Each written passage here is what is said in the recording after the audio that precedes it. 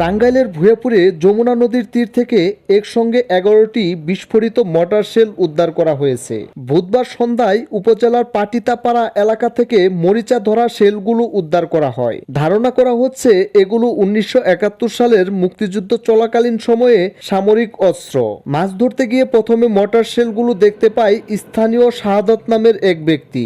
বিষয়টি জানাজানি হলে এলাকাবাসী ভিড় জমায় এবং পুলিশকে খবর দেয়। পরে পুলিশ ঘটনাস্থলে গিয়ে মর্টার শেলগুলো উদ্ধার করে সেনা ক্যাম্পে হস্তান্তর করে। স্থানীয়দের দাবি, মুক্তিযুদ্ধের সময় এই এলাকায় পাকিস্তানি বাহিনীর একটি যুদ্ধজাহাজ ধ্বংস হয়েছিল। ধারণা করা হচ্ছে সেই জাহাজ থেকেই শেলগুলো ভেসে এসেছে তীরে। ভূয়াপুর থানার ওসি AKM রেজাউল করিম নিশ্চিত করেছে শেলগুলো বর্তমানে সেনাবাহিনীর হেফাজতে রয়েছে।